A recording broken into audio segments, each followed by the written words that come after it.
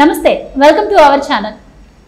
TDP కూటమి ఆంధ్రప్రదేశ్ వ్యాప్తంగా అన్ని జిల్లాల్లోనూ క్లీన్ స్వీప్ చేస్తుంది. ముఖ్యంగా అమరావతి ఇష్యూ ఎంత కాకరేపిందో మనందరికీ తెలిసిందే. మరి ప్రాంతాల మధ్య చిచ్చు పెట్టారు అనుకుంటున్న టైంలో కూడా మరి విశాఖలో కూడా కూటమి క్లీన్ స్వీప్ చేసిన పరిస్థితులు అయితే మనం చూస్తున్నాం. అసలు ఇంత వ్యతిరేకత జగన్మోహన్ రెడ్డికి రావడానికి గల కారణం ఏంటి? మరి ప్రతిపక్ష హోదా కూడా దక్కని జగన్మోహన్ రెడ్డి ముందు ఏం చేయబోతున్నారు? ఇవన్నీ కూడా ఈరోజు తెలుసుకునే ప్రయత్నం చేద్దాం. మనతో ఉన్నారు senior political analyst KV Prasad గారు. నమస్కారం. నమస్తే అమ్మా. సార్, ఈ జిల్లా ఆ జిల్లా అని లేదు, ఈ నియోజకవర్గం ఆ నియోజకవర్గం లేదు. వైసీపీ 11 సీట్లకి అంటే ఇంకా ఆంధ్రప్రదేశ్లో మొత్తం టీడీపీ క్లీన్ స్వీప్ చేసిందని అనుకోవచ్చు. సో ముఖ్యంగా అమరావతి విషయానికి వస్తే మరి విశాఖ వాసులు కొంచెం వ్యతిరేకత వస్తుందేమో, ఎందుకు అంటే అక్కడ విశాఖలో రాజధాని వద్దు అని ఎన్డీఏ చెప్పింది కాబట్టి అనుకున్నాం. కానీ విశాఖలో కూడా మొత్తం 12 నియోజకవర్గాలు ఉంటే 12లో కూడా ఆల్మోస్ట్ 11ని కైవసం చేసుకున్న పరిస్థితి. సో ఇంత వ్యతిరేకత మరి విశాఖలో కూడా జగన్మోహన్ రెడ్డికి రావడాన్ని ఎలా చూడొచ్చు అంటారు? ఇప్పుడు ఎస్పెషల్లీ విశాఖ తీసుకుంటే అమ్మా, అది రిటైర్మెంట్ అయిన ఎవరైతే ఉంటారో, ఇటు ప్రభుత్వ ఉద్యోగులు కానీ, ఇటు సెంట్రల్ గవర్నమెంట్కి సంబంధించిన వాళ్ళు కానీ, ఇటు రాష్ట్ర గవర్నమెంట్కి సంబంధించిన వాళ్ళు కానీ, వివిధ హోదాల్లో వివిధ శాఖల్లో పనిచేసిన వాళ్ళందరూ కూడా రిటైర్మెంట్ అయిన తర్వాత ఏపీలో ఉన్న 13 జిల్లాల్లో కూడా ఉన్నవాళ్ళు సో వైజాగ్ని ఎన్నుకుంటారమ్మా. ఎందుకంటే వైజాగ్లో ఉన్న ఆ చుట్టూ ఉన్న సుందర ప్రదేశాలు కానీ, ఆ కైలాసగిరి కానీ, ఆ బీచ్ కానీ, రామకృష్ణ బీచ్ కానీ, ఈ విధంగా. ఎందుకంటే అది ఒక విధంగా చెప్పాలంటే శాంతికి నిదర్శనం విశాఖ అనేది. అటువంటిది ఎప్పుడైతే ఈ నీచ నికృష్టమైన గవర్నమెంట్ వచ్చిందో గత 5 ఏళ్లుగా అటు విశాఖ కూడా శని పట్టిందమ్మా. అక్కడ కూడా శాంతి భద్రతలు లోపించాయి. ఎన్నో ఆస్తులు, ఎంతోమంది ఎన్ఆర్ఐస్ అక్కడ కడుపు కట్టుకుని తినక రూపాయి దాచుకున్న వాళ్ళు, ఇతర దేశాల్లో ఉన్నవాళ్ళు, దేశవ్యాప్తంగా ఉన్నవాళ్ళు, రాష్ట్రానికి బయట ఉన్న వాళ్ళు అందరూ కూడా ఎవరో ఒకళ్ళు అక్కడ ఏంటంటే విశాఖలో ఒక అపార్ట్మెంట్ అన్నా కొనుక్కుందాం, ఒక ఇల్లు కొనుక్కుందాం, ఒక స్థలం కొనుక్కుందాం, రిటైర్ అయిన తర్వాత అక్కడే ఇల్లు కట్టుకుని అక్కడే మిగతా ఆ షార్ట్ జీవితాన్ని గడిపేయాలని కూడా ఆశిస్తారు. అటువంటి విశాఖలో కూడా జరిగిన కొన్ని సంఘటనలు, ఈ విధంగా రూపాయి చేర్చి సంపాదించుకున్న ఆస్తులు పోగొట్టుకున్న వాళ్ళు కథలు వెదలు కోకొల్లలు మీరు డెఫినెట్గా చూడండి. ఆల్రెడీ నేను ఇటు అధినాయకుడికి, ఇటు లోకేష్ బాబు గారికి, వీళ్ళందరికీ కూడా ఈ కూటమిలో ఉన్న ముఖ్య నాయకులందరికీ కూడా ఆల్రెడీ మెల్లిగా అప్పీల్ చేయడం మొదలు పెడుతున్నాను. ఇంకా దాన్ని ముమ్మరం చేస్తాను కూడా. డెఫినెట్గా ఒక వార్ రూమ్ పెడితే, జిల్లాకు ఒక వార్ రూమ్ పెడితే, 13 జిల్లాలకి 13 వార్ రూములు పెడితే ఎంతమంది బాధితులు, ఇళ్ళు పోగొట్టుకున్న వాళ్ళు, స్థలాలు పోగొట్టుకున్నారు, పొలాలు పోగొట్టుకున్నారు, వివిధ కారణాల చేత ఏ విధంగా బాధించబడ్డారు బాధితులు. మీరు చీమల పుట్టంలోంచి చీమలు ఎలాగైతే వస్తాయో ఆ విధంగా ఈ బాధితులందరూ బయటకు వస్తారమ్మా. సో మేబీ నాకు తెలిసి విశాఖ ఆ విషయంలో మొదటి స్థానంలో ఉంటుంది. ఎందుకంటే విశాఖలో చూశారు మీరు, ఈవెన్ సిఎస్ జవహర్ రెడ్డి గారు కూడా తన కొడుకు పేరునే 800 ఎకరాలు అపరంగా ఆ యొక్క ఏదైతే భూములు ఉన్నాయో అన్నీ కూడా కొట్టేసాడని చెప్పి బాహటంగానే ఒక వైసీపీకి సంబంధించిన ఒక కార్పొరేటర్ గారు, ఒక యాదవ్, ఆయన పేరు ఏదో యాదవ్ ఉంది, ఆయన కూడా దీన్ని మూర్తి యాదవ్ గారు కూడా ఆయన బాహటంగానే ఆయన విమర్శలు చేస్తున్నాడు, విత్ ఆధారాలతో చేస్తున్నాడు. సో ప్లస్ ఎవరైతే ఈ యొక్క సిఎస్ జవహర్ రెడ్డికి బినామీగా వ్యవహరించిన ఒక కృష్ణరాజు అనే వ్యక్తి, అన్నవరానికి చెందిన వ్యక్తి, అక్కడ A1 రిసార్ట్స్ అని, A1 హోటల్స్ అన్న అధినేత, ఐ థింక్ మొన్న మార్చి నెలలో 23 ఎప్పుడు ఆయన చనిపోయాడు సడన్గా. సో క్యాన్సర్ బారిన పడి చనిపోవడం జరిగింది. సో ఇదే జవహర్ రెడ్డి అక్కడికి వెళ్ళి వాళ్ళ కుటుంబ సభ్యులను కూడా ప్రెజరైజ్ చేసి ఆస్తులు రాయించుకోవడానికి ట్రై చేశాడని, రాయించుకున్నాడని కూడా మూర్తి యాదవ్ గారు చేశారు.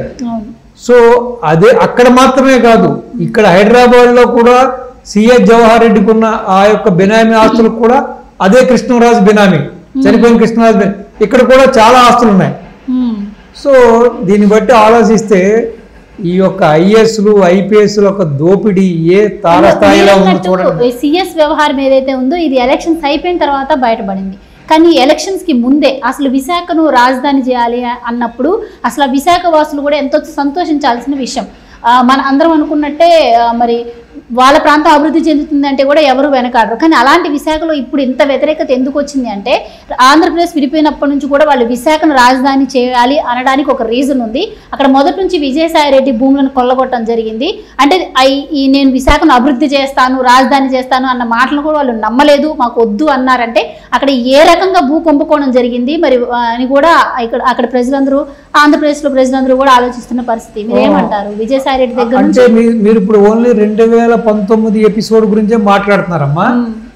ఈ యొక్క ఏదైతే ఈ అంకం, ఈ యొక్క ఏదైతే విశాఖ మీద దోపిడీ, ఏదైతే ఈ విశాఖ మీద దాడి 2004లో వైఎస్ రాజశేఖర రెడ్డి అధికారంలోకి వచ్చినప్పుడే మొదలైంది.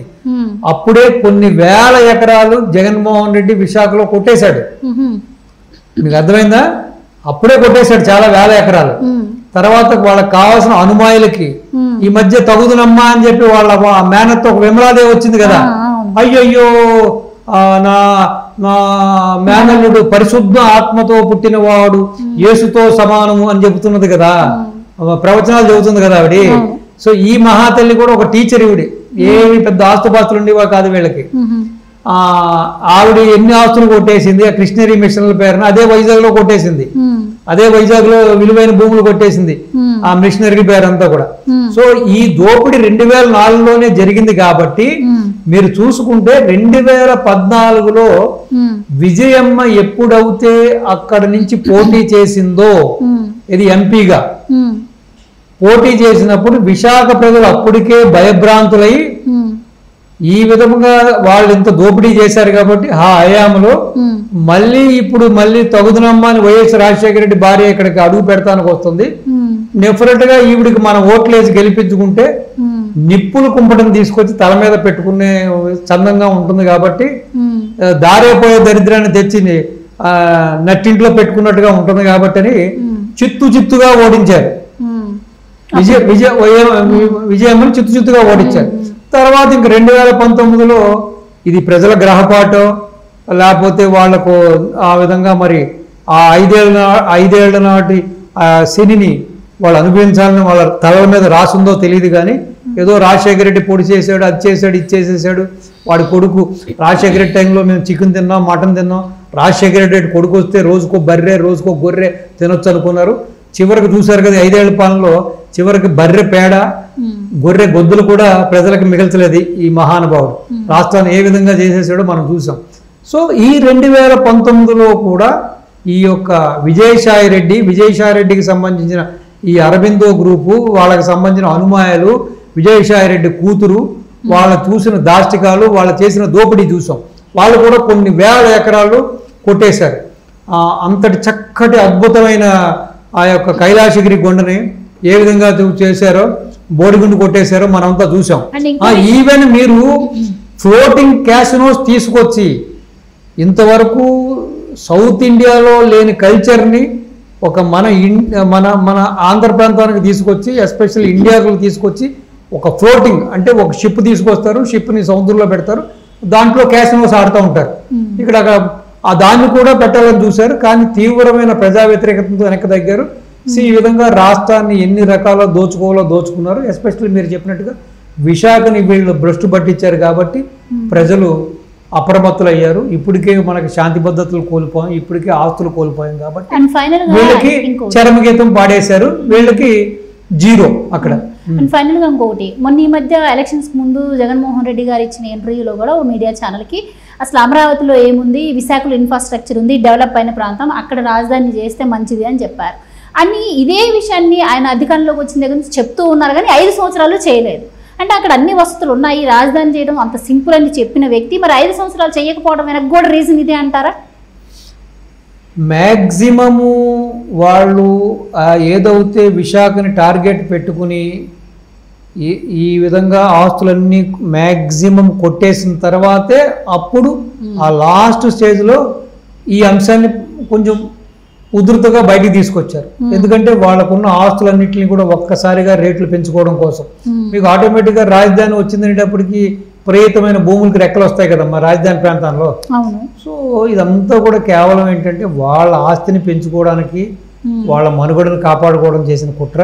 సో అదేవిధంగా మీరు చెప్పినట్టుగా మిగతా జిల్లాల్లో కూడా ప్రజలు ఏ విధంగా చూశారు కదా మీరు. బ్రహ్మాండంగా వాళ్ళు బుద్ధి చెప్పారు. సో కనీ మెరుగని విజయం ఇది. నిజంగా చెప్పాలంటే అన్ని వర్గాలు, కులాలకి, మతాలకి అతీతంగా నాకు తెలిసి ఇది ఈ దేశ చరిత్రలోనే ఇది ఒక నిజమైన ఒక గొప్ప ఘట్టమమ్మ. అంటే ఇది ఒక నిజంగా చారిత్రాత్మకమైన విజయం ఇది. అంటే ఈ విధంగా అందరూ కలిసిగట్టుగా ఇప్పుడు నరకాసురుడి మీద ఏ విధంగా అయితే అందరూ కలిసి, దేవతలు అందరూ కలిసి ఏ విధంగా అయితే పోరాటం చేశారో ఆ విధంగా ఈ విధంగా ప్రజలందరూ కూడా కులాలకి, మతాలకి ఎటువంటి అభిప్రాయ భేదాలు లేకుండా ఒక తాటి మీదకి వచ్చి ఇటువంటి దుర్మార్గుడికి బుద్ధి చెప్పిన విధం చూస్తుంటే కూడా నిజంగా అభినందనీయం. దీన్ని మనం కానీ బ్యూటీ ఏంటంటే ఇక్కడ ఇంకోటి మీరు కనిపెట్టట్లేదు. సో వీళ్ళు నిన్న మొన్నటి వరకు కూడా ఈ విధంగా విర్రవేగడానికి వై నాట్ 175 అని, మాదే అధికారం అని నిన్న మొన్నటి వరకు కూడా ఎంతోమంది ప్రముఖ నాయకుల చేత, ఎంతోమంది మీడియా, ప్రింట్ మీడియా వాళ్ళ చేత కూడా కొనియాడబడిన ఆరా మస్తాన్ వలి అనే వ్యక్తి కూడా ఇంత దిగజారుడుగా ఒక అనలిస్ట్ ఏ విధంగా అతను అయితే సెపాలజిస్ట్ మనకి దాని ఫలితాలను ఇచ్చాడో చూసాం మనం. సో చివరికి ఆరా మస్తాన్ కూడా బురిడి కొట్టించారు అంటే వీళ్ళు ఏ వ్యవస్థలైనా మేనేజ్ చేస్తారనో అదే. రెండోది ప్రజలు కూడా మీకు సాధారణంగా మనం ఈ 5 ఏళ్లుగా వైఎస్ జగన్మోహన్ రెడ్డి ఆంధ్ర ప్రజానీకాన్ని ఎన్నో రకాలుగా ఎలక్షన్ ముందు, ఎలక్షన్ తర్వాత, ఎలక్షన్ అయిన తర్వాత కూడా పరిపాలన టైంలో కూడా ఎన్ని రకాలుగా ప్రజల్ని మోసగించాడో మనం చూసాం. కానీ నాకు నచ్చిన విషయం ఏంటంటే ఇది నిజంగా సినిమా తీస్తే బ్రహ్మాండంగా ఉంటుందమ్మా. ఇది గొప్ప ట్విస్ట్. ప్రజలు మోసం చేశారమ్మా జగన్మోహన్ రెడ్డిని. అంటే వాళ్ళు ఎంత బ్యూటిఫుల్గా అంటే వీడు దుర్మార్గుడు, వీడితో పెట్టుకుంటే వీళ్ళు ఓటు వేయలేదంటే కొడతారు, తిడతారని చెప్పి వీళ్ళందరూ ఏం చెప్పారంటే మీకేసాం ఎన్నికలు అయిన తర్వాత కూడా వీళ్ళు ఎన్ని సర్వేలు చేసినా కూడా అందుకునే ఆ యొక్క పిచ్చిలో పడి, అంటే ఈ పిచ్చి వాళ్ళని ఇంకా ప్రజలు ఎంత పిచ్చి వాళ్ళని చేశారు చూసారా. ఆ బ్యూటిఫుల్ ఒక సన్నివేశం ఇది, బ్యూటిఫుల్ ఒక క్లైమాక్స్ అనమాట ఇది. సో వీళ్ళు ఇంకా ఆ పిచ్చిలో పడిపోయి వీళ్ళు ఓటేసిన వాళ్ళే చెబుతున్నప్పుడు ఇది టీడీపీ డాంబికాలు పలుకుతుంది, లేకపోతే జనసేన డాంబికాలు అనుకున్నారు. కానీ నిజంగా ఈ విషయంలో మాత్రం జనాలు వర్సెస్ జగన్ అమ్మ. అసలు జనాలు క్యాబేజీ పువ్వులు పెట్టిన తీరు చూస్తే వైసీపీ నాయకులకి అద్భుతం, మహా అద్భుతం. అసలు నిజంగా మరి ఎంతోమంది గొప్ప క్రియేటివ్ డైరెక్టర్స్ ఉన్నారు. దీన్ని మాత్రం ఒక సినిమాగా తీసుకుని చేస్తే గొప్పగా రక్తిస్తుందమ్మా. ఇది చాలా పెద్ద హిట్ అవుతుందమ్మా. నమస్తే అమ్మా.